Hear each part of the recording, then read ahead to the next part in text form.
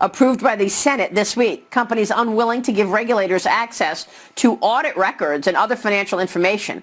During my exclusive interview with President Trump last week, I asked him about Chinese companies and U.S. stock exchanges. Will you go one step further and force that Chinese companies have to follow accounting rules if they want to be listed on the New York Stock Exchange and the NASDAQ? We're looking at that very strongly, but on the thrift fund, you know, it's run by the Obama appointments, right? And we said, you got to do this, and we're going to find out whether or not they're going to do it very soon. And if they're not, we're going to replace them very quickly. And we are looking at your second part of your question. We're looking at that.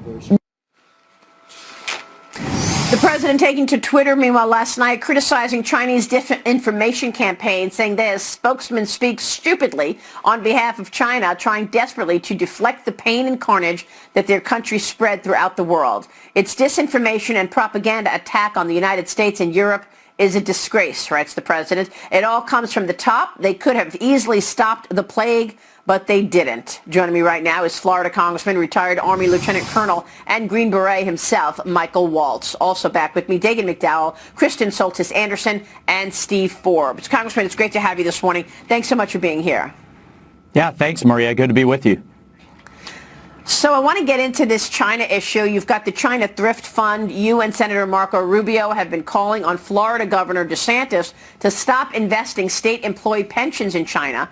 Congressman, you've been outspoken on the issue. You're a member of the House China Task Force, which Kevin McCarthy put together. I, too, have been outward on this issue, given the fact that it's pretty obvious that Chinese companies have raised trillions of dollars from our capital markets, and yet they don't follow the rules that every other company does when it comes to auditing their earnings and balance sheet. Yeah, that's the amazing thing, Maria, is our capital is actually building this Frankenstein that seeks, in the Chinese Communist Party, that seeks to dominate, in their words, dominate a new global world order with China calling the shots and America subservient. So I'm glad you raised that issue with the president. I called him about it a few weeks ago and have introduced legislation that basically would stop our federal 401k style pension plan, the thrift savings plan, from investing. It has $700 billion in assets. That's on the federal level, from investing in the Chinese exchange, which, one, has state-owned enterprises as part of their defense industry, and number two, doesn't abide by accounting rules, even from a fiduciary oversight standpoint. So that's one at the federal level, but there are also over 20 state pension plans that are investing into the Chinese exchange. We've started with Florida to get them to pull back, but we're looking at over $1 trillion of capital that we're going to cut off from the Chinese Communist Party. That's how they're funding their defense buildup. That's how they're funding their Belt and Road Initiative. And that's how they're funding their technology buildup to eventually eclipse the United States. And we're going to put a stop to it. Yeah, it's pretty extraordinary. I mean, I brought this issue up literally a year ago when I first noticed that they wanted to put 10% into the MSCI index. And when I looked at those companies and saw some of these Chinese companies that we were going to be investing our military men and women's money, past and present military, into companies that are making tanks. They're making Hike Vision is tracking the Uyghurs in the jails. I want to ask you about this memorandum of understanding that was put in place back in 2013. It was a bilateral MUO that waived the requirements for U.S. standard audits for Chinese registrants in our markets. Why is that memorandum of understanding still in place? Yeah, look, so I think a lot of people have just been turning a blind eye.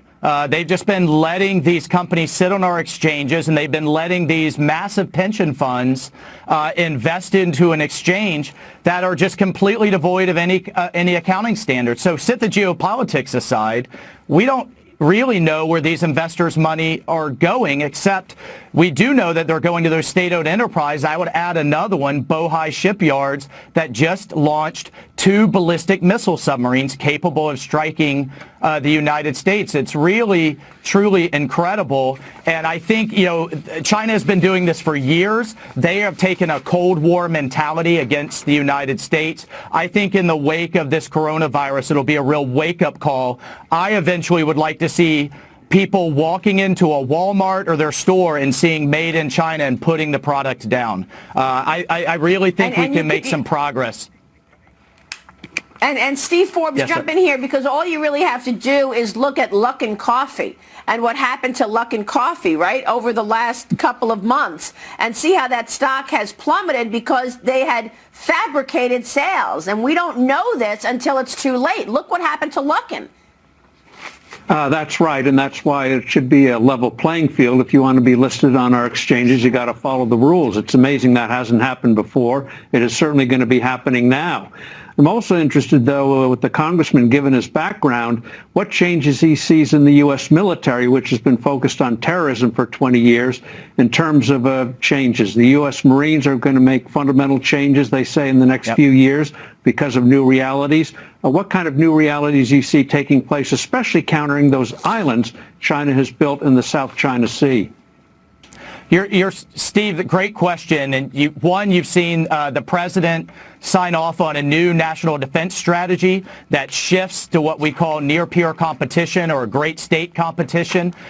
Number two, you're seeing, for example, a new type of Navy that's moving away from these large, massive ships like aircraft carriers to small, partially manned ships to deal with the Chinese missile threat, investments in hypersonic technology, which is a new type of maneuverable missile. But my point is, and this is another bill that I introduced, is I am tired of spending hundreds of billions of dollars in research and development for these new technologies to deal with China, just to watch the Chinese steal that technology through cyber, through our universities with 400,000 Chinese students here per year, American professors who are on the Chinese payroll, and through all kinds of other means. So we need to lock, well, the last one, they're actually buying up now distressed American companies that are going bankrupt in key technology areas like artificial intelligence and robotics. So we'll deal with and be able to compete with China militarily, but it's on that economic and technology front that I'm really focused. Yeah, it's economic warfare.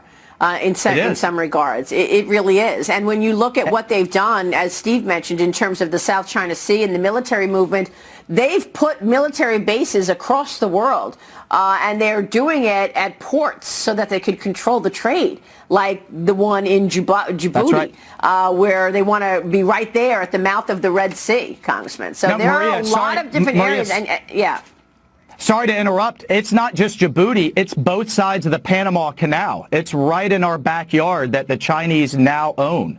So they've done it in ports around the world. They're doing it in shipping. They're owning whole verticals and centering them in China, and that's what we have to break apart. Yeah, and you mentioned the professors. I can't believe this long list of professors that are getting arrested because they're taking money from the communist government, and then they're turning around and they're applying for patents on the information they just stole. It's just incredible. Congressman, thanks for being on it. We'll watch the developments. Thank you, sir. Michael Waltz joining us there.